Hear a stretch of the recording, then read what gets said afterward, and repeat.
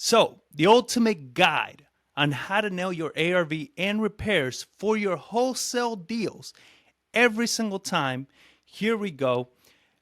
I'm sure you've experienced that you've lost deals, right? You've lost the opportunity to contract a deal. You've come across a property that your offer was just way too low when you submitted that offer. And then all of a sudden, I'm sure if you paid attention, that deal comes across through maybe another wholesaler or another company, and they end up selling that property. And you're like, what the hell just happened, right? The ARV was off. The repairs were off. And the problem with this is that you are still doing it the old way. What is the old way? For those of you that are kind of new with real estate investing, the old way was 70% of ARV minus repairs. We've all heard of this. So what is 70%? 70% of the after repair value, what the house is going to be, what it's going to be worth once it's all fixed up, renovated, and looking pristine. What is that value? You're going to subtract 30% from that. That 30% is going to be your profit and your closing costs, holding costs, and things like that. So it's going to be a variation. Your profit usually tends to be between 10 and 12.5%. It could be a little bit higher depending on your other costs. But that's where the formula comes in from. And then as wholesalers, we'll do the 70% minus repairs, right? Whatever the repairs we think is for the property, minus our wholesale fee, and that's our offer. A lot of times, that number is really, really low. It is way too low, right? So I'm sure you've experienced is that you piss off your sellers. Now, the other thing that I've experienced is when I do get these properties on the contract and I would wholesale them to my buyers will call me later and be like, John, I killed it on that deal. That was an amazing deal. I thought I was going to make X amount. I made this much more. And I'm like, hey, good for you. This is awesome, but I'm still hungry, because my wholesale fee wasn't shit. So I didn't make that much money and they're killing it. So I would excuse it at the time as good for me. I'm providing quality deals for my buyers, right? So I was proud of myself, and with my business partner, John, we were happy. We're like, all right, cool. Our buyers are killing it. They're doing well. But after time went on, I was like, dude, we need to make some fucking money here. I mean, there's something that we're missing with all this. So as we started kind of like analyzing everything, we started realizing that, wait, why is this house that we submitted an offer at, let's say, 75 grand being offered at 110 and it's selling, right? Where's the disconnect here? What are we missing? And what you're missing is very simply that you are not the buyer. And this is the biggest misconception in wholesaling is we have to think for our buyers. And that is where you're screwing up. You are not the buyer. You should not be thinking for your buyer because you don't know what your buyer strategy is. Even if they tell you, you do not know what they're willing to do or not do with a particular property. You don't know where their funds are coming in from. You don't know what type of repairs they're going to be doing. So you running your ARVs for them, running the repairs for them is what's hurting your profits. So let me break that down a little bit more. John, my business partner, he's a licensed broker here in Texas. Him and I have been working together for about 8 years, maybe a little bit more. There are so many times that he runs a comp on a property, I run a comp on the property, and we're off from each other. Maybe by 5, maybe by 10 grand, maybe more. Why? Because the ARVs, the comps, are purely subjective. If you've gotten any appraisal done on a property, you will sometimes see those appraisals and you're like, where the hell are they pulling their numbers from? They'll go clear across town to pull a comp for a house. So what does this mean? Again, those values are purely subjective. So if you're running the ARV and you're being too conservative, you are submitting a much lower offer than you need to be submitting. And it goes the same with the repairs. I would wholesale a house to one of my buyers. I'm saying, hey, look, this house needs a roof, needs foundation, needs this, right? My background's in construction. I've renovated over 1,000 houses, right? And that's the work I would do if I was to keep that house. My buyer would buy the house and they wouldn't do even half those things because their strategy was to keep it as a rental. And they're like, yeah, I'm not going to do that. I'm just going to fix up these two little things here, rent it out. I have all this potential equity, and I'm cash flowing right away. That was their only interest. Now, what does that mean to me as a wholesaler, as an investor? As a wholesaler, is that my wholesale fee should have been higher. That's what that meant to me. So we started reanalyzing, all right, we got to stop thinking for our buyers. And I know that to a lot of you guys, this may seem like, a little uncomfortable, right? Because, we take pride in knowing our stuff in real estate. We take pride of being like, hey, these are the repairs, this is the ARV, and all this. But this is silly pride that's keeping you from making money.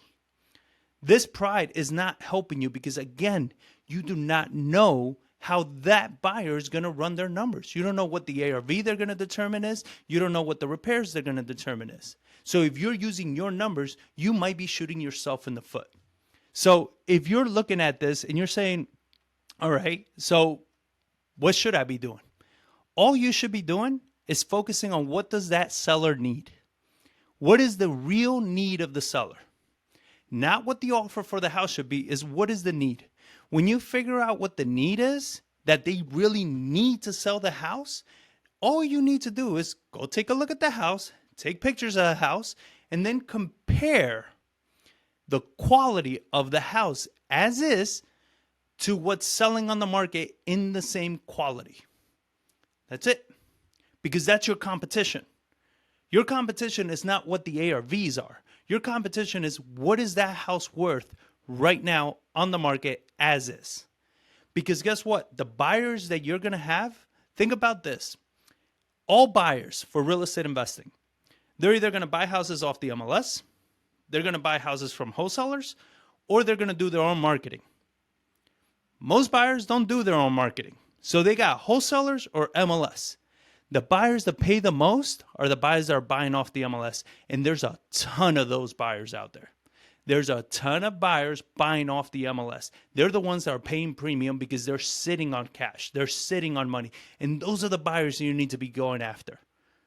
So when you run your numbers, you're going to look on the MLS for a house that is in as-is condition like your house, see what it's selling for. So let's use the most recent example. We looked at it on one of the properties for one of my students, and their house was coming in at, a similar house, was selling for $150. I was like, dude, all you got to do is when you wholesale it, come in underneath that $150. Because now you become the most desirable house in that area. Any investor that's looking on the MLS for houses, they're going to see those for $150. And when you bring them yours for $140, that's a deal. And yes, it's that simple. All you got to do now is contract it for less than the $140. That's it. You don't have to do 70% of ARV, 80% of ARV. You don't have to do any of that stuff. You don't have to figure out what the repairs are. Let the buyer figure those things out.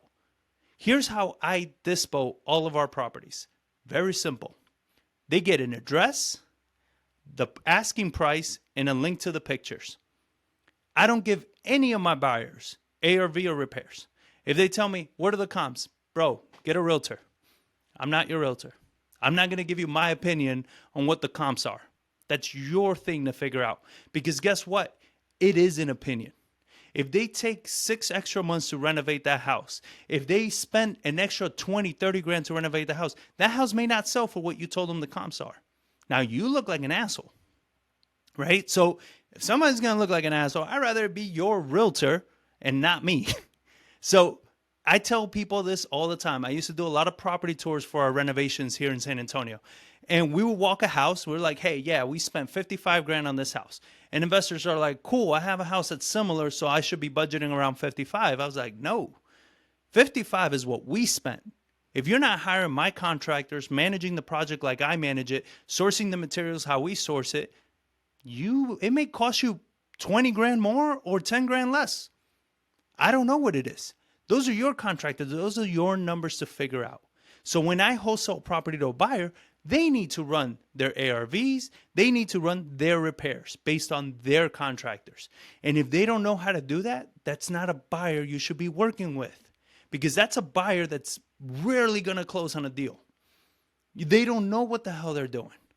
You understand? So you want buyers that they know what they're doing. They're buying consistent properties. Typically, the buyers I add to my buyers list buy anywhere from 7 to 10 properties a year. Anything less than that, you gotta get into that realm of buyers that's like they may or may not buy depending if they have a project going on. Those are not buyers I want to waste my time with. Again, and I'll do a training later on how to build a quality buyers list, because I mean, it's when I hear people that they have a dispo department, I'm like, why? It takes all of 20 minutes to dispo a property. Why do you have a dispo department? It makes no damn sense. You're making this shit so much harder. Now, again, let's go back. Because we didn't run ARV, because we didn't run repairs, we're not running the risk of submitting a ridiculously low offer because our numbers are off. So what do we look at? What is the as-is value in that area for a house similar to that? Once we get that as-is value, we just got to come in lower than that. My typical number, let's say if the properties are kind of comparable at 150, I'm probably going to start around 110, 115.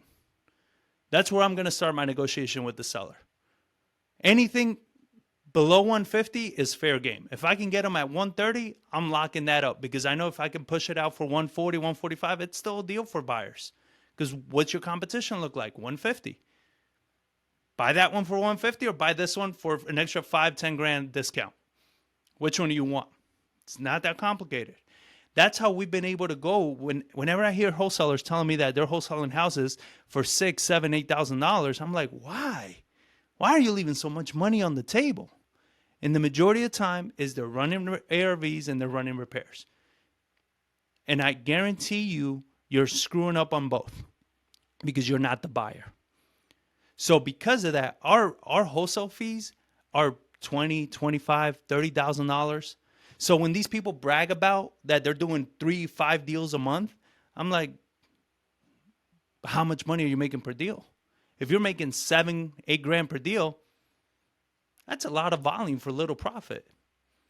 Now, you could be doing 2 deals a month at 25, 30 grand a piece. That's a much nicer business to run, in my opinion, right? So we focus, like everything I do with all my students, is how do we make this simpler? How do we get you to make more money with a leaner business? Everybody brags about having this massive wholesale company and they're wholesaling for 5, 6 grand a pop. I'm like, that's just, no, that's too much. It's too much overhead. I did it. We had 14 people at one time. It was obnoxious. It was a lot to keep everybody occupied and getting deals and doing all that shit. Right now, we have a team of like 3, 4 people. That's it. And we do so much more than we used to before. You understand? Because we're not focused on the quantity of the deals. We're focused on the quality of the deals. And our wholesale fees are so much bigger. Right now, if I get a deal that's under 10 grand profit, it takes a lot for me to want to chase that deal. It has to be something that's like, I don't even got to get out of bed to lock that up and wholesale it. If I do, I'm not doing it. I'm not chasing that. Because my market right now, my margins are 25 plus. If we're not making 25 plus, I'm not chasing those deals now. And that's how easy we do this.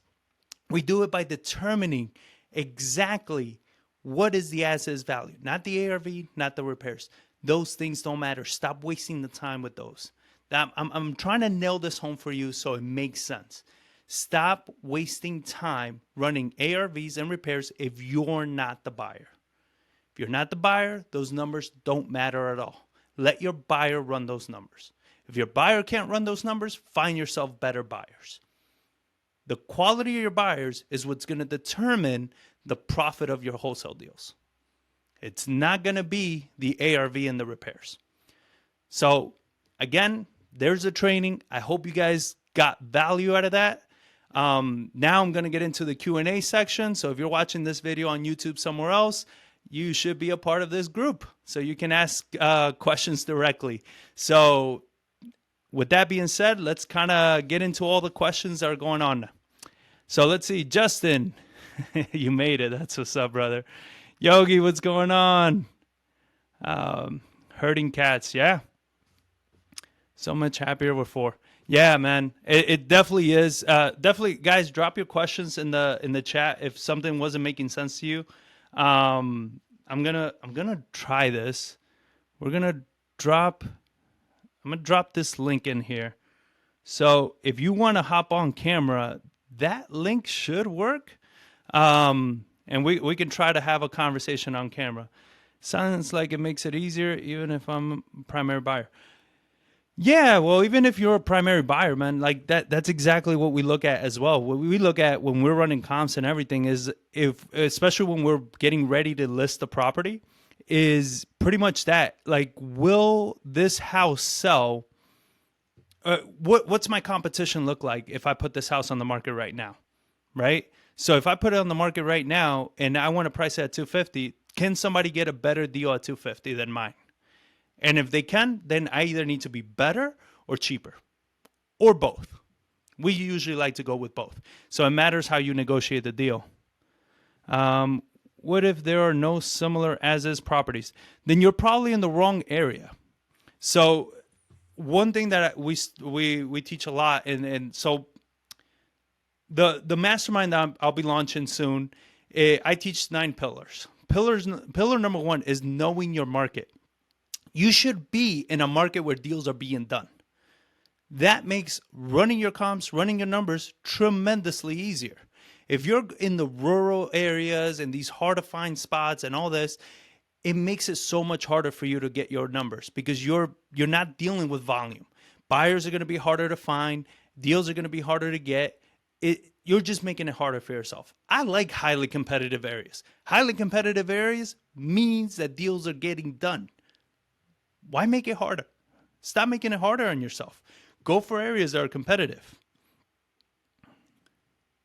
Staying organized. Staying organized with what, brother? What are you struggling to stay organized with? Somebody click on the link. I want to test out if we can go live with you asking questions. When you say as is, that is not something that needs a lot of work, just some little work. It doesn't matter what the work is, Sean. That's the point of the as is. If a house is being listed in the same condition that you're looking at that house, then that's the value of that house. It doesn't matter how much work it needs to be renovated. That's for somebody else that wants to renovate it to determine. You as the wholesaler, you just need to know that that house in that condition is selling for that price. That's it. That's all you need to know. You don't need to know why or how. And this is funny because yesterday I had a conversation with one of my students and they were asking me like, let's see. Oh, sorry. I'm still trying to get the hang of this. Yeah, I don't know how to. Anyway, they were telling me, yeah, well, the kitchen has this, it needs this, it needs that, and I'm like, I don't care. Like, what are the houses in as-is condition selling for? That's the only thing that matters to me right now. Once I figure that out, that's where I need to be at. I don't need to be at anything else. I don't need to find, but how much work does it need? Because the as-is is telling me that that's what that house is going to sell for. So I hope that makes sense. How do you determine that you will be able to get a deal under contract for your 25% mark? How do you I don't know what you mean by 25% mark. But how do I determine if I'm going to get a deal under contract is by determining the motivation. The biggest thing I spend so much time on with my students. So one of the things that we do is we do a lot of call reviews, right? So they send me their recordings of calls with sellers. The reason for that is because we need to determine what is the quality of the conversation you're having with these sellers. Are you asking deeper questions to their motivation? When I can understand what their motivation is. So, for example, there was a recent deal, and we needed to determine like what is their need, right? The seller is asking for 75. They have a mortgage balance of 58. The student, he wanted to submit an offer of 63. The guy's like, no, it's way too low. I was like, what's their motivation? They didn't really know. They know they got it rented, and it's like sometimes they pay, sometimes they don't. So the person's coming out of pocket. So my job now is to determine like how big of a need is it for you to sell this house? Because if it's a really big need, then your $75,000 number means jack shit to me. You're going to take what I'm willing to give you because that's the only way this deal is going to get done. You understand? So by determining that need, that's why a lot of times I don't even need to run numbers on my deals, because when I determine what the real motivation is, I'll lock it up. That's it. Because it's either a deal or not, or it's never going to be a deal. And the majority of the time, obviously, I'll still check some of the numbers just to make sure they're not, it's not ridiculous. But really, the only thing that would stop it is if the mortgage is way too high. And if the mortgage is way too high, then we need to be talking about doing maybe a sub 2 or even a short sale if they're facing foreclosure. That's about it. I mean, it really, I'm telling you, it doesn't get too complicated, but you got to know how to ask deep questions. A lot of people, when they get on a call with a seller, first thing they do is, hey, you want to sell your house? Yeah, maybe. Okay, cool. Tell me how screwed up your house is. How jacked up is your kitchen? How old is your bathroom? None of that shit matters. I never talk to my sellers about their house. I don't care. Because what I'm looking for is the motivation. When I get the right motivation, we get deals that have like $45,000, $50,000 wholesale fees. Because once I get to the motivation, the seller's just like, I just want to be done with this. If I can get $5,000 and walk away, I'll be happy. Cool. I'll give you $5,000. Right? I'll make the difference. Why? Because I need to make the difference. I'm not a non-for-profit. You understand? Not every deal is going to be a home run. So whenever I can get a home run, I'm going to take those because I'm providing the seller exactly what they need, and I'm able to make some more money on that deal myself. Not every deal's a home run, but when you get them, you got to close them. So to make a profit, good stuff. Yeah. Yeah, I mean, and it's one of those things, Christina, you're going to have wholesalers, you're going to have buyers that are making more money and everything. Don't get me wrong. I'm all for my buyers making money, but not at the expense of me not being able to eat, right? So if my buyers are making money, like I need to be able to eat. So those are the things that you want to make sure that like you're putting the right price. Now, here's another tip for you guys. You're going to put a house out for wholesale, right? So you're going to send it to your buyer, and this is something that we do with everybody. You're asking 100, let's say 125 for the house. You got it under contract for 81,000. You're asking 125. Your buyer says no. Buyers are very stupid, okay? If you're a buyer and this offends you, you're probably one of them. So here's what's very important with this. Just because a buyer says no doesn't mean it's no. Ask, where do you need it at? Because you will be surprised how many times you're going to put a property up for 125, they're going to say no because they wanted it for 120 or 118. That's still a hell of a deal for you. But if you don't ask, you're like, nobody wants the deal. And I'm telling you, this is going to shock you every single time. Whenever a buyer says no, ask them, where do you need to be on this? How can we make this work? The reason I like shooting so high when I ask for the wholesale fee is because I want to know what the real number is for that buyer. Because if I start too low, buyers are going to beat you down every time, as they should, right? The buyer should always try to get a good deal out of it. So that's their prerogative. That's their responsibility to take care of themselves. So I don't get mad when buyers try to beat me down, right? Like, okay, maybe beat down is the wrong word, but they try to negotiate with your numbers. I don't get mad at that because that's exactly what they should be doing. That's what I do. But my next thing is like 125. Nope, that doesn't work. What will work? If that was way too high for me as a buyer, I'm going to give you my top dollar. I'm not going to undercut you because it's like, if I want the deal to work, I'm not going to haggle too much. So if my real number was 115, I'm going to tell you, look, the best I can do is 115. Now you got my real number. Instead of you trying to guess what my real number is, and you maybe give it to me at 115, and then I tell you I really need to be at 110. Now you lost another $5,000. right? So when you pitch it to your buyers, put it at the price, and if it gets rejected, ask them where do they need to be. Now you're going to make that decision. Do I drop my price, or do I have to go renegotiate? Or do you look for another buyer? But now you have something to go off of. Do you double close, or do the buyers see what you're getting out of it? So the buyers see what we're getting out of it. We're very strict with our buyers, where if you have an issue with how much money I'm making, you're not going to get another deal from me. It is really that simple. You know, we're all here to make money. So because typically here's how I wholesale the deal, right? I give them the price, I give them the pictures and the address. They look at it, run their numbers and everything. If they say yes, then everything worked for you. So now the only thing that doesn't work for you is that I'm making money. You're going to be off my buyers list real quick with that. You know, if you're making 25 grand and I'm making 35, what does it matter if you're okay with the 25? Look, I bought houses from wholesalers where the wholesalers made more money than I did as the flipper. I didn't care. I only cared about my numbers because I have a pipeline that I just need to feed. You understand? So I didn't care that they were making more than me. Make more than me because you'll bring me more properties. But if I become that asshole buyer, less people are going to want to work with you. So if I have one of those buyers that I need to do a double close or something like that and get very creative with, chances are you're probably not going to get another deal from me because it's like you're pain in the ass for me to work with.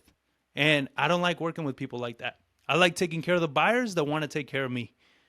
The buyers I work with, they want me to win and I want them to win. It's a really good relationship. You understand? So look for those types of buyers. So, all right. I don't know if anybody tried to jump on that link. I tried it. It wasn't. I don't see anybody on here to try to get you on camera. So I guess we might try that another time, unless somebody's willing to jump on it now. Just trying to test out the system, guys. Trying to see how this works. But yeah, so I hope you guys like the training. We're going to be going live every Wednesday at 12 p.m. Central Standard Time, and we're going to be covering different topics. We're going to be talking about different, areas, marketing, sales, everything having to do with wholesaling.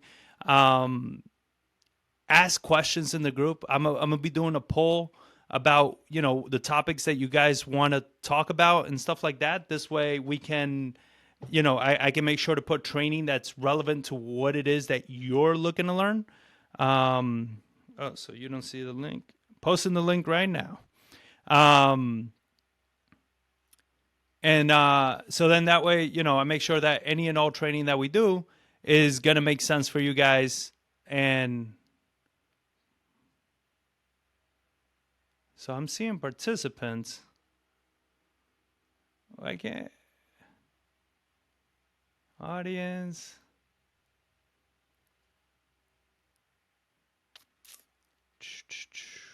Yeah. I don't know. I appreciate you guys trying to help out. I don't know what the hell. Why I can't see. Like I'm seeing people. I'm seeing participants. Yes, Blake. I can see your comment in here. Is it giving you any notification of trying to access video or anything like that? Because I'm not seeing anything on my end. 4 people. Damn it. God love technology. Now it's just showing me you. Well, then you're getting a really nice view. Sometimes it's, I don't know. I don't know if it's asking for permissions or made me download an app. That's weird. No option to join. Yeah, I don't know, man. Let's see. Oh, maybe it's this link. Here, let's try this link.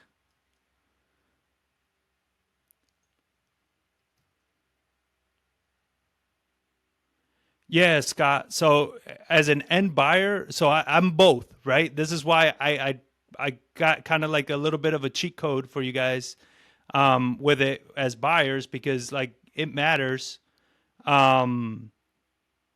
it matters when somebody brings you a deal, the amount of buyers that don't say, hey, this price doesn't work, but if you can get it to this price, it will, is tremendous. Most buyers, they'll just tell you no, and that's pretty much it.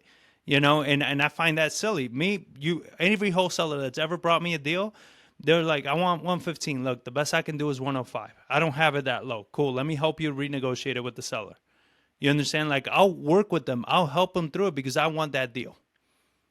There's another link to request live. Yeah, I don't know, guys. I put that other link in the chat. I don't know if that one works for you guys. But yeah, Scott, I hope that helps, especially as you're making your decisions as a buyer. You become more attractive to the wholesalers that you're working with. Same thing. All right. Well, I appreciate you, Kurt. Guys, I appreciate you guys working with me. I'll try to figure this out by the next time. But I hope you guys got a lot of value. I hope this helped. And again, participate. I will be launching the private mastermind soon.